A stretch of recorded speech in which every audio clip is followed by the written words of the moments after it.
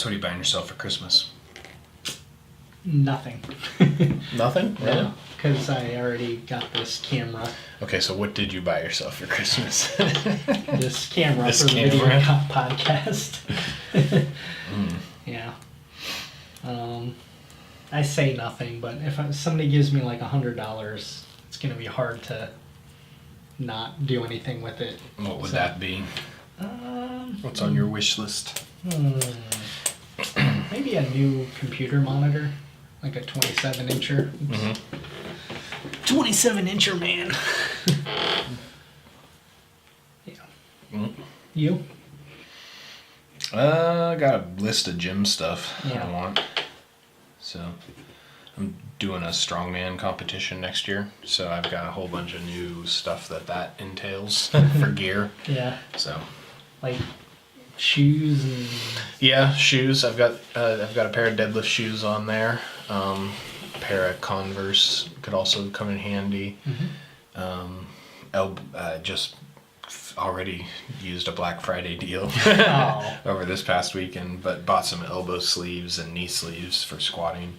So those knee sleeves I bought though aren't competition level, so I want to get a pair of competition sleeves before my meet in April. What makes the difference between amateur and competition? Well, the reality is what makes a difference is certain brands pay the approved vendor fee I see. and get certified. But the other thing is the inspected ones are certain thicknesses and because how thick a knee sleeve is going to make a big difference on how much assistance it gives you. So that's one of the things. But yeah, the reality is it's who's paid to be an approved vendor. Jeez. What else do I have on there? Oh, there's these things called fat grips, which go on on a barbell, but just make them bigger. So a barbell is that diameter, but these are like just blue plastic molded things that go on a barbell. And so anytime you change the diameter of a grip, it forces you to work different. So if you've ever done a pull-up on a regular bar versus a pull-up on like a big thick bar, you can see the difference there. So get a pair of those and start working deadlift with those for the strongman competition. So one of the cool events at the strongman competition is a deadlift medley, which means that it's going to have a bunch of different ways to deadlift set up, and you're going to have to hit each one. So probably like one will be a regular deadlift, one will be like they could have like a stone or two handles deadlift, or tire deadlift or something like that. So there's lots of different ways that they can throw together a medley. But the way that they usually do that is by varying the thickness of the bar. So like you'll use an axle instead of a barbell. So different ways for me to practice that kind of stuff. Nice. So that's cool. that's on my to-buy list. But yeah, I already pre-bought my Christmas presents also. So I'm hoping for extra. Do you buy anything for Sarah?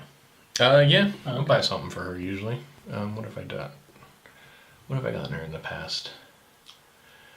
2 years ago, I think I bought her in conjunction with her birthday and maybe an anniversary. We bought a glass door for our house. I don't know. It's a matter of checking out her Amazon wish list and seeing what she has on there for the house. Yeah. So I already bought her new door handles for the front and back door, so that was a big item. When I installed the deadbolt a couple weeks ago, we talked about that. So How was doing that, installing that? it was fine. My house always has problems that I encounter because it's an old house, so it's always more than I thought it would be. Yeah. So like one of the things that we had on our front door was we had these metal plates that sat behind, like decorative plates that sat behind the door handle. Yeah. But in taking that off, I remembered why they're there, because the door had been drilled for a different non-conventional handle. Oh. I think it might have had one of those handles that's like attached up here and then like a swoop down kind of handle. Gotcha. So I had to patch those holes in the door to put in the new handles, because we weren't going to use the plate again like we had in the past. Right. So yeah, always encountering new stuff. But Yeah. other than that, I bought a kit. I think it was like $15 at Lowe's or something to drill a deadbolt hole and the receiving end on the door frame. And it was fine. It broke, but it was cheap. Okay.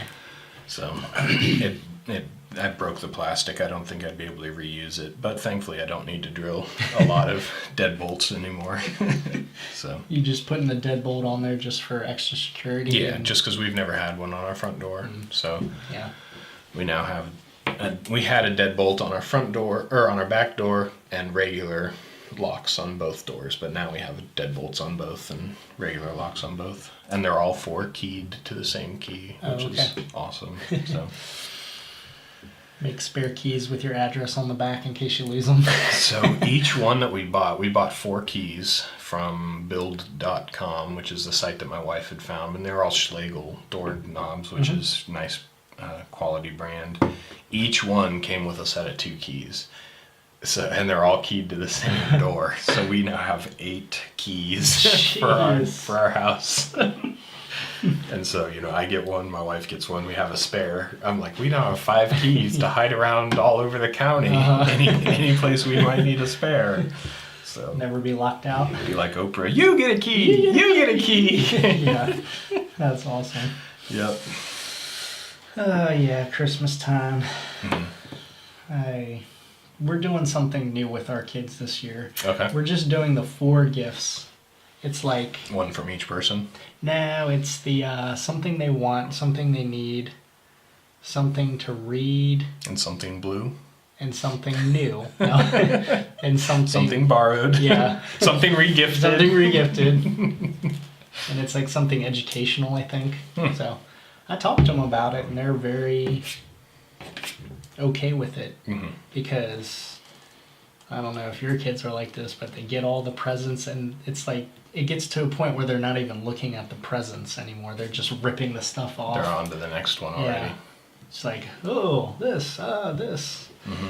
So just trying to get out of that. What else did I get mentality? I'm like, they're always on board with better presents and better but fewer presents until it's the day of. Yeah, of course. And then you get the, is this that is it? I know. But I kind of prefaced it because I said, okay, it's going to be the 4 here, but when we go to Grandma's... And Grandpa spoil you rotten. Yeah. Yeah, that doesn't work out too well when we're like telling the grandparents we're not buying them a lot of gifts anymore. So... Yeah. We usually get away with, I'd say 2 or 3 gifts per kid at our house. We do a stocking also, and that's got a lot of little stuff in it. So. Yeah, we do that too, yeah. Forget about that. But then, the grandparents, tons and tons of presents from both sides. Yep. So. What did that comedian Mitch Hedberg say? A severed foot is the ultimate stocking stuffer. Oh man. It fits perfectly. Yeah. And it's red like Christmas. Oh, festive. Yep. You guys setting up this week? Yeah. Black Friday. Yeah. And I'm not going out for Black Friday. No, not at all? Nope. Because I've been on retail. I've been on the other side. Sure. I don't do that morning. I think the earliest I get out for Black Friday is like in the past. Noon. No, like 9 or 10 o'clock, because it's all died down by then. Yeah. Yeah. Nobody serious is still out by 9 Right. Yeah, the real people got all their stuff by 6 a.m. But there's nothing I want. I think, are you turning off the Amazon notifications on your phone? Yeah. Because, Me too. I'm just looking for any of the fitness sites that I follow to do something. But I usually will walk through Target at 9 or 10 and see if there's any DVD series that I need, because I can pick it up for $5 or $10 or something. Yeah. So I don't know. Maybe if the Supergirl season 1 was available for cheap, I might get that. Or that's streaming on Netflix. I'm trying to think of a series that's not streaming that would be really cool to pick up. I already have Boy Meets World. Don't need that. Home Improvement. Home Improvement. If that went on sale on Amazon, I might get season 1. Yeah. Because those are like $15 a season. Mm-hmm. So, I don't know. I can be persuaded Yeah. to buy myself some DVDs. That's why I don't want to go out, because I know I can find something There's to something buy. that I'm like, oh, I can't live without this. Yeah. How many DVDs do I have in my collection that I've still not watched? Yeah, they're still in the plastic. Not usually in the plastic, because we use sleeves, so we take them all out. Yeah. But there are some that I'm like, yeah, I haven't watched that since I bought it. Not even including the day that I bought it. So. Did you know? And Sarah's always like, we have that. Why are you watching it on Netflix? I'm like, we have this? Darn it. Well, I'm watching it on Netflix because I don't have to get up and put it in the DVD player. Duh. But in case the internet goes out, then I have a backup plan. Yeah. I did see Smallville's on Hulu streaming. Oh, cool. All 10 seasons. Did you watch that? Nope. No? I haven't gotten into that one yet. I think that's why I can't get into The Flash. Because You've been hurt before? I've been hurt before. I've been through this same emotional roller coaster. Mm-hmm. The guy likes the girl doesn't like him. Monster every week. He can't use his powers. You didn't make it far in The Flash, did you? I'm in season 1. Yeah, okay. Yeah. And then they're trying to figure out who the Reverse Flash is. That doctor, maybe. Spoilers. Not for anybody listening. They're all way beyond season 1. Yeah. You're the only one still I back know. there. But it's just the same template to me. It's a first season template. Yeah. Okay. Once you get past the first season, though, hold on. Okay. I'm not going to tell you to do it, though, because you've got plenty of those shows that you're, like, way behind on. How's Walking Dead going? No, I'm kidding. Still at that farm. They found spoilers. But I would say season 2 of The Flash gets very far away from... It doesn't look like Arrow. It doesn't look like what I know of Smallville. Okay. Gets into... It's very Flash-ish. And so if you've ever read a Flash comic book, which I recommend, Flash is actually one of the great comic books out there to read. Okay.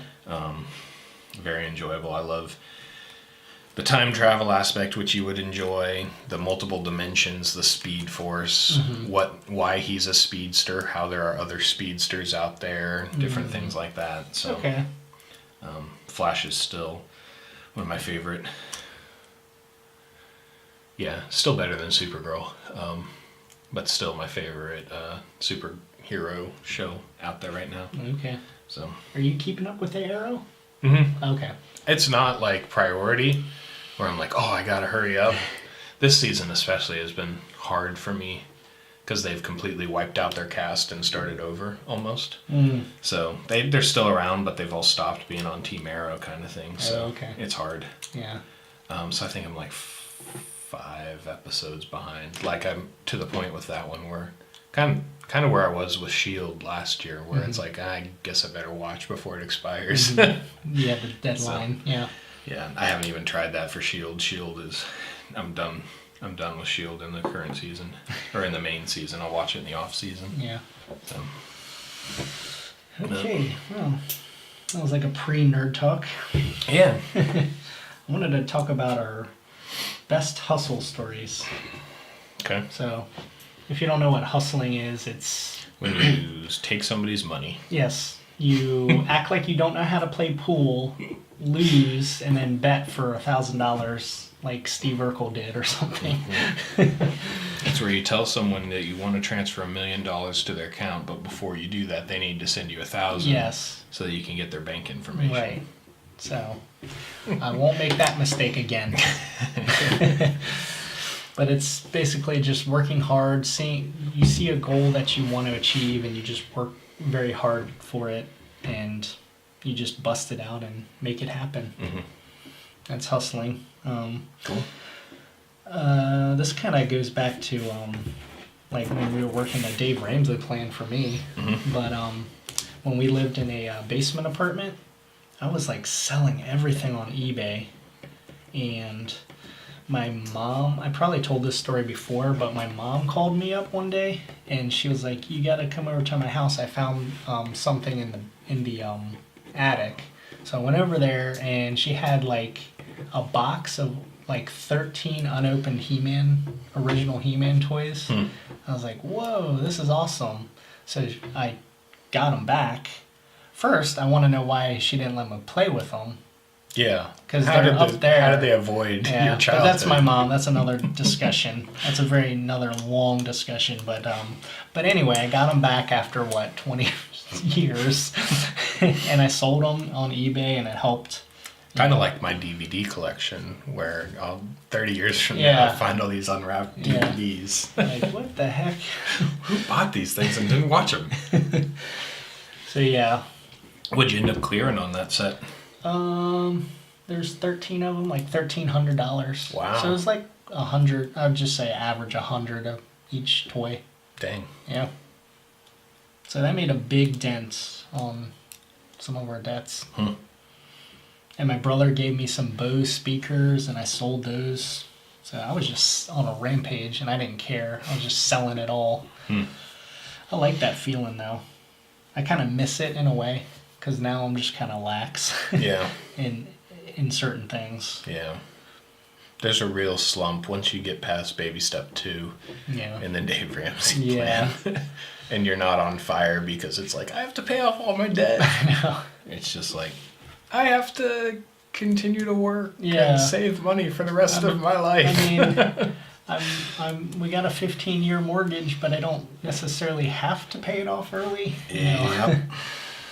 So, I'm sure you got tons of hustle stories. Let's see. Where do I want to start? It was a cold winter night your mom and dad met. They hustled to the hospital, and I hustled them out of the rest of their lives. Aww.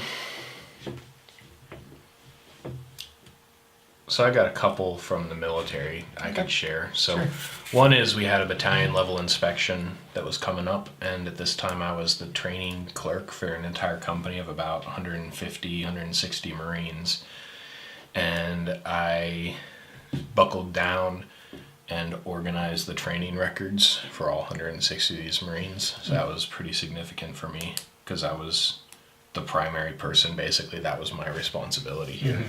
While other people in the company office were taking care of other things, I was like the clerk for all this. So that was a pretty big job, I remember, and we passed with flying colors in the inspection. So that was awesome. That was pretty cool. Yeah, probably felt really good too. Yeah, it did, because it was administrative, and it wasn't, I wasn't supposed to be administrative when I enlisted. But hey, I was the Marine that knew how to use a computer, so they put me in that role.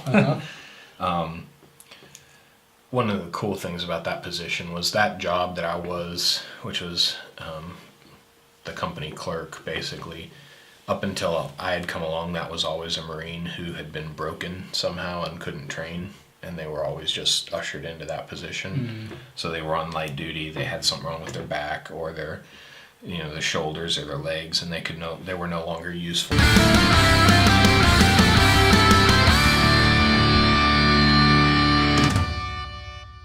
Hadoken!